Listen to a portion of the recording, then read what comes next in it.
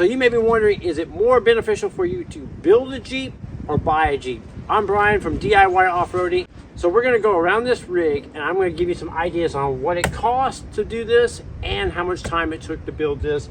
And can you do this here at your house, or do you need a professional to do this? I'm gonna go through all that right now, so come with me. So like many of you, my Jeep started out as a stock standard JKU, and I completely added axles and a lift kit right here in my driveway.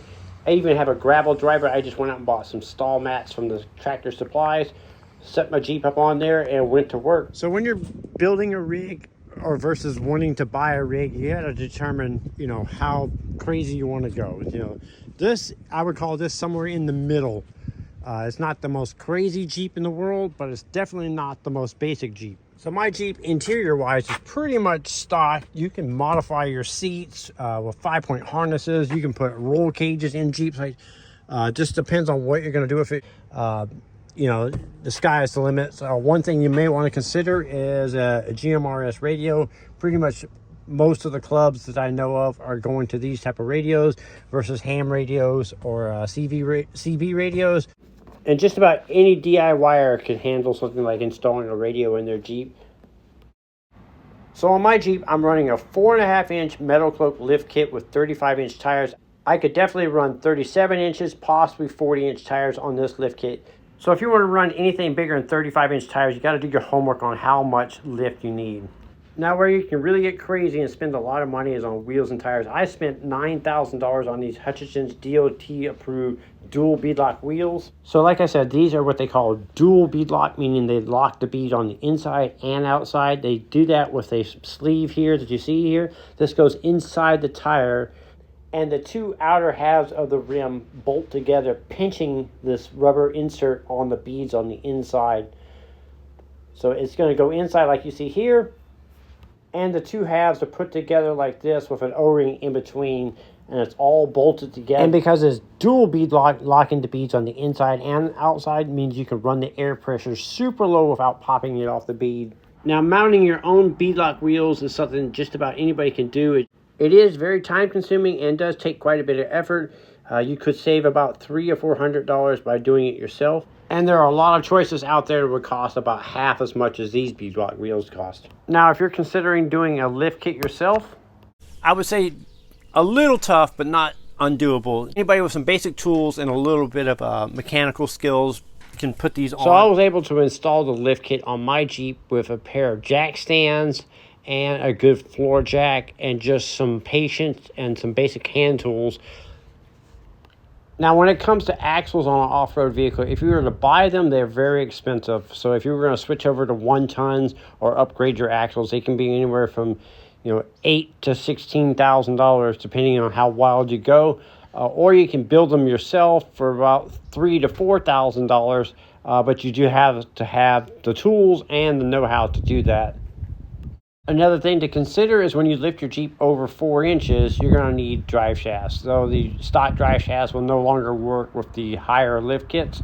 So if you're going really high, you need to order custom drive shafts, and that can be from between $1,000 and $1,500, maybe a little bit more, depending on the brands and how wild and strong you go.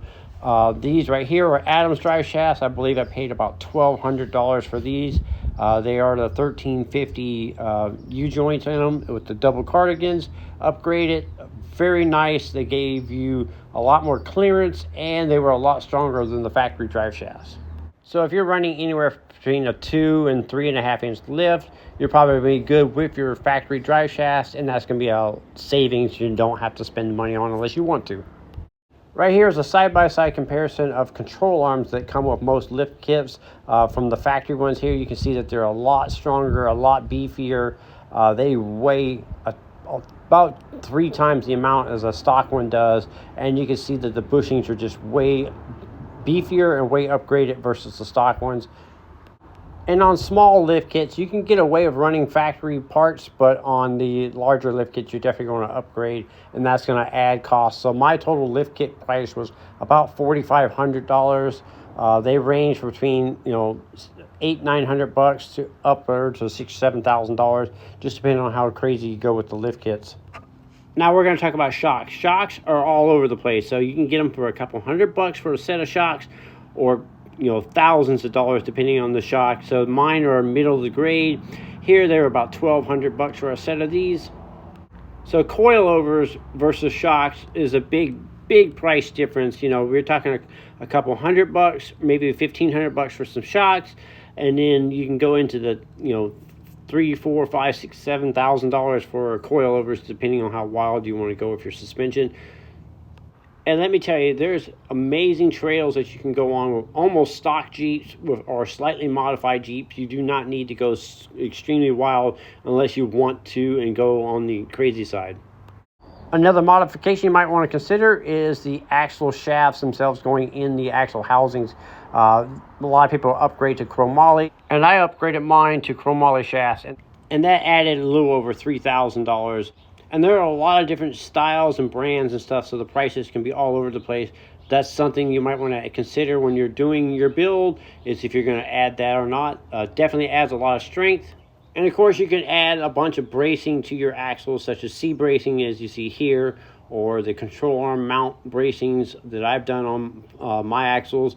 Also the shock mounts, you can brace up the shock mounts where they mount, make that all stronger, and that all adds cost to your axle cost. And you got the differentials themselves. They have covers on them, and the factory ones are super thin. If you hit them on a rock, they'll bust a hole in them. So they sell upgraded covers. I have the Poison Spider ones, and those are a couple $100 and an afternoon of work to do. Now we're going to talk about fenders. So mine are flat fenders. They're not super expensive, only a couple $100 for front and rear. They can get really pricey though, depending on how wild you want to go with. But these are super easy to install yourself. Definitely a DIY project. Another modification you might want to consider is brakes. So I had to upgrade my brakes to the big brake kit because the Jeep no longer wanted to stop when you started adding all this weight and mass to the vehicle. So you may want to upgrade your brakes, and that's going to cost you a couple $1,000 front and rear. Now, under the vehicle, you may want to consider armor plating the bottom of the Jeep, especially if you have an automatic transmission. I have a manual transmission, so there's a lot more clearance and less stuff to get banged on the rocks, but that may be something you consider. I did not do it on my Jeep, so I saved a little bit of money there, but that could be about $1,500 to $3,500 for that. So next, we're going to talk about spare tire carriers. So when you start adding a lot of weight to the back of it, your standard tire carrier is not going to be strong enough to handle that. It could tweak the door, or the carrier itself could break off. They're not that hard to install, but they are a little on the pricey side. They could be upwards to $3,000 on the high side, and a couple $100 on the low side. Front and rear bumpers are the same thing. They can be on the low side of a couple $100 for each bumper, upwards of a couple $1,000 depending on how strong and the brand you go with. You want to definitely get one that is capable of running a winch. I run a pretty much stock Jeep when it comes to under hood stuff, but you can definitely do exhaust upgrades, battery upgrade, and you can run performance mods such as superchargers or intakes. Also, you can swap out the engine for something else depending on how wild you want to go. And most of those mods are pretty much just bolt-on stuff, and any DIYer could handle that. Except for an engine swap, that's a much bigger animal. And of course, you could add a ton of lights to your vehicle, A-pillar lights, headlights, fog light. And for the most part, they're around a couple $100 depending on how wild you get. Also, installing them can get pricey if you're paying somebody to do it, or if you're doing it yourself. This could be an inexpensive mod. So I'm Brian from DIY Off-Roading. I hope this video helps you guys out make the right decision to either build or buy a Jeep. So thank you for watching, and be sure to subscribe.